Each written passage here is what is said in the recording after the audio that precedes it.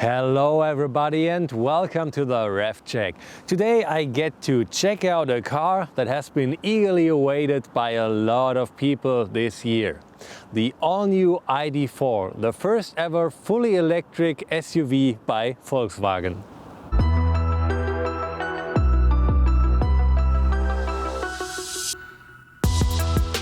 At VW, things are moving fast. Only a few weeks after the launch of the ID.3, the ID.4 is already set to roll. But while Volkswagen only sells the smaller ID.3 in Europe, the ID.4 is set to be available worldwide. And so the ID.4 will not only be built in Germany, but also at VW plants in China and North America. And even before the maiden deliveries of the first edition, Rev had the opportunity to test drive this electric SUV.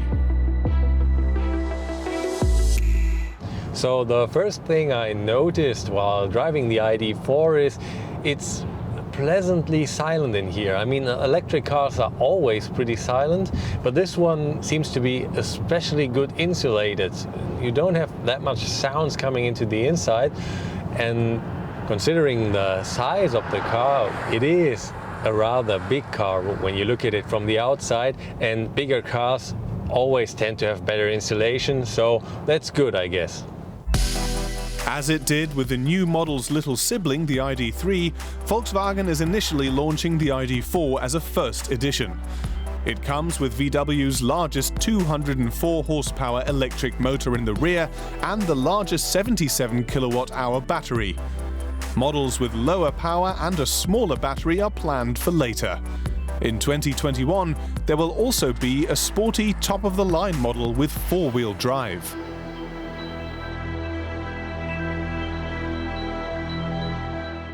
The electric engine of the ID.4 is located on the rear axle. We have the most powerful one in this car, and it will accelerate the car from 0 to 100 kilometers an hour in 8.5 seconds. That doesn't sound that quick at first glance, but if you consider that the car weighs in at 2.1 tons, that's quite a nice figure.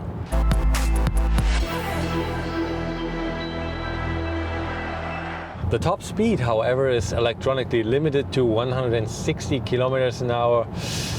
Of course, this has been done to preserve battery range, but 160, sometimes you want to drive faster. That's a little sad. But you have to say, if you take a look at the competitors in this field, for example the e-Niro and the Kona Electric, those are limited to 167 kilometers an hour, and the Opel Corsa E will only make it to 150. So I guess in comparison 160 is still okay.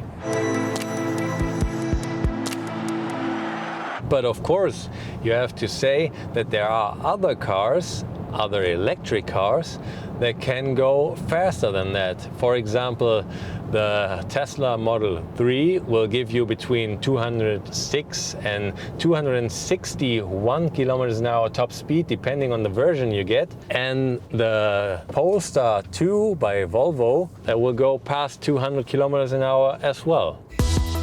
But the ID.4 won't set you back nearly as much as those competitors.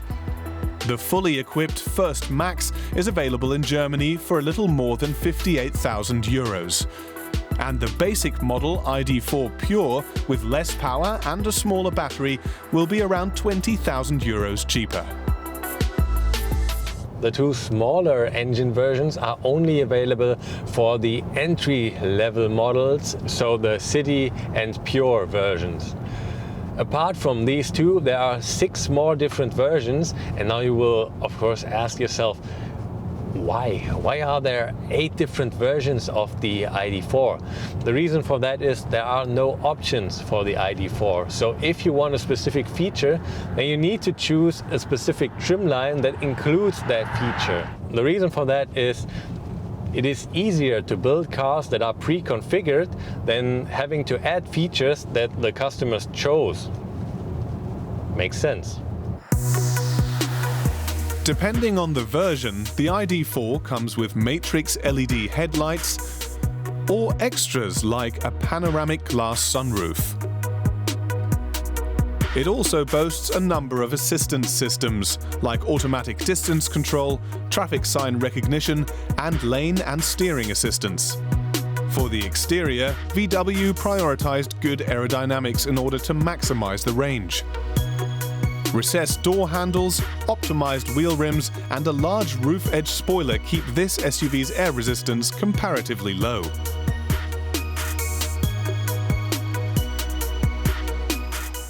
The range of the ID.4 is either 348 kilometers or 522 kilometers if you have the bigger battery, just like us in this test car. But it of course depends on different factors. Right now we have an outside temperature of 1 degree Celsius, which is very cold, so we have the climate system heating us up on the inside.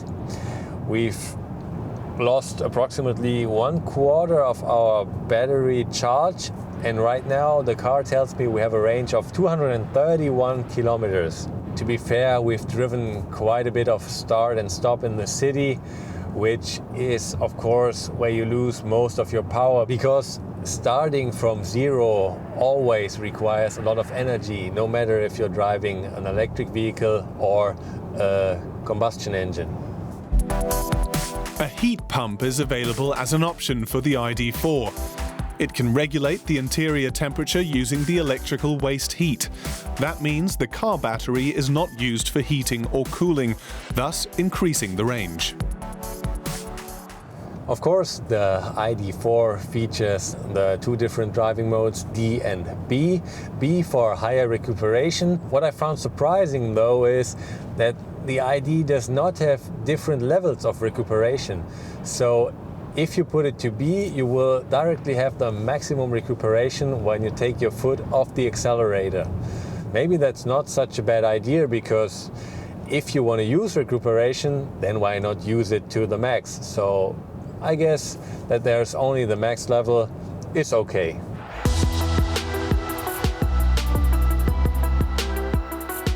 So, how long does it take to charge the ID.4?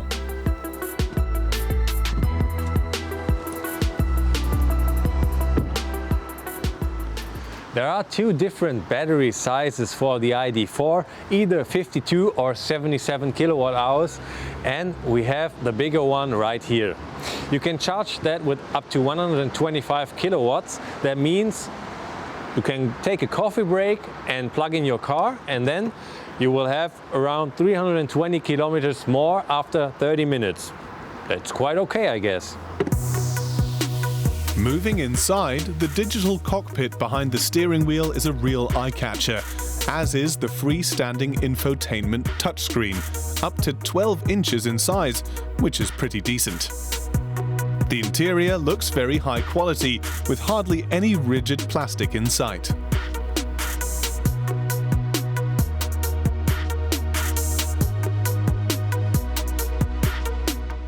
Even though it has a pretty flat silhouette, you can already tell from the outside the car is pretty big, and you feel that in the interior. It's very spacious in here. Volkswagen claims the car is as big as a Tiguan, but as spacious as a car that is bigger, so for example Touareg. And I have to say, you can really feel that in here. You feel free, and you have these armrests. That's pretty nice and really comfortable to drive in that.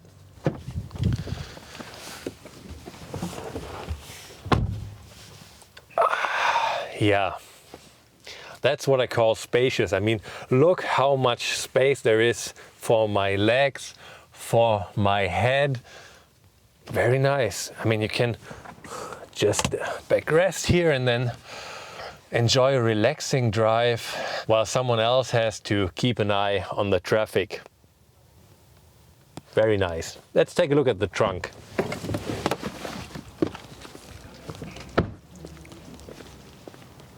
Let's see.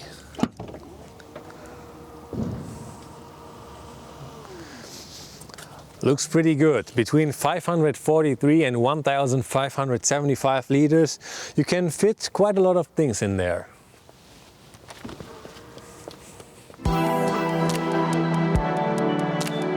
So the driving impression of the car, it's quite nimble, which is somewhat surprising for the weight, but not that surprising if you consider that most of the weight, or a big part of the weight, is the battery, and the battery is located in the floor, so close to the road, which makes the center of gravity pretty low, so it's no wonder it's rather nimble.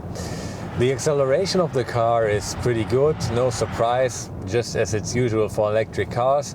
You always have the maximum torque, so overtaking is no problem with this car. On the heels of the successful launch of the ID.3, the larger ID.4 should also become a real sales hit worldwide.